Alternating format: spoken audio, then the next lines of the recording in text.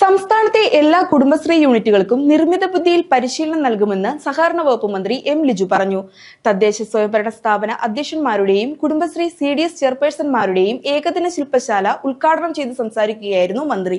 സംസ്ഥാനത്തെ എല്ലാ കുടുംബശ്രീ യൂണിറ്റുകൾക്കും നിർമ്മിത ബുദ്ധിയിൽ പരിശീലനം ഉറപ്പാക്കണമെന്നും ആവശ്യമായ നൈപുണ്യ പരിശീലനം നൽകണമെന്നും എക്സൈസ് സഹകരണ വകുപ്പ് മന്ത്രി എം ലിജു പറഞ്ഞു. തദ്ദേശ സ്വയംഭരണ സ്ഥാപന അധ്യക്ഷന്മാരുടെയും കുടുംബശ്രീ CDS ചെയർപേഴ്സൺമാരുടെയും ഏകദിന ശില്പശാലയും ആലപ്പുഴ ജില്ലയിലെ കുടുംബശ്രീ CDSകളുടെ സമ്പൂർണ്ണ ISO പ്രഖ്യാപനവും ആലപ്പുഴ ഹവേലി റിസോർട്ടിൽ നിർവഹിച്ച് സംസാരിക്കുകയായിരുന്നു മന്ത്രി. ജില്ലയിലെ കുടുംബശ്രീയുടെ പ്രോജക്റ്റ് നിയന്ത്രിക്കുന്ന അല്ലെങ്കിൽ കുടുംബശ്രീ പ്രോജക്റ്റുമായി ബന്ധപ്പെട്ട് നിൽക്കുന്നവരെ സംബന്ധിച്ച് പരമ്പരാഗതമായ കാഴ്ചപ്പാടുകൾക്കപ്പുറത്ത് കുടുംബശ്രീയുടെ പ്രവർത്തനങ്ങളെ എങ്ങനെ എൻഹാൻസ് ചെയ്യാം, എങ്ങനെ സ്കിൽ ഡെവലപ്മെന്റ് ഉൾപ്പെടെയുള്ള കാര്യങ്ങൾ കുടുംബശ്രീയിലേക്ക് എത്തിക്കാമെന്നതിനെക്കുറിച്ചാണ് ചിന്തിക്കേണ്ടത്. നമ്മൾ എല്ലാവരും ഒരേ തരത്തിൽ ചിന്തിച്ചിട്ട് കാര്യമുണ്ടോ?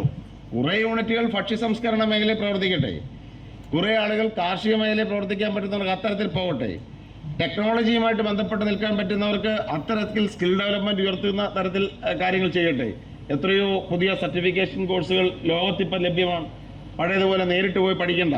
ഇപ്പോൾ ഭാഷാ പഠനം ഉൾപ്പെടെ മികച്ച ഇപ്പോൾ ആലപ്പുഴ പോലെയുള്ള സ്ഥലത്ത് നമുക്ക് ഏറ്റവും ടൂറിസം പ്രാധാന്യമുള്ള സ്ഥലമല്ലേ, വിദേശ ഭാഷകൾ ഉൾപ്പെടെ പഠിപ്പിക്കാൻ ശ്രമിക്കണം. ഞാൻ നഗരസഭാ ചെയർപേഴ്സണോട് പറയാനായിരിക്കുകയാണ്, ആലപ്പുഴയിലെ നഗരത്തിലെ കുടുംബശ്രീ യൂണിറ്റിലെ നമ്മുടെ പ്രിയപ്പെട്ട സഹോദരിമാർ ഫ്രഞ്ചും സ്പാനിഷും ഇംഗ്ലീഷും ഉൾപ്പെടെ പഠിക്കണം. കാരണം ലോകത്തിലെ ആകമാനമുള്ള വിനോദസഞ്ചാരികളെ ഇങ്ങോട്ട് ആകർഷിക്കുമ്പോൾ അവരോട് സംസാരിക്കണമെങ്കിൽ ഭാഷാ പഠനം ആവശ്യമല്ലേ.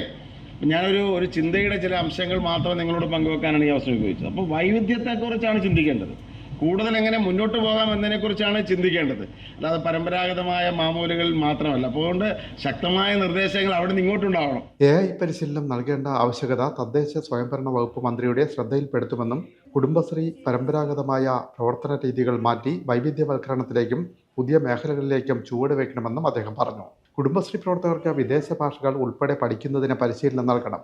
ഇത് ആലപ്പുഴ പോലുള്ള വിനോദസഞ്ചാര സാധ്യതയുള്ള മേഖലകളിൽ കൂടുതൽ തൊഴിലവസരങ്ങൾ സൃഷ്ടിക്കാൻ സഹായിക്കും.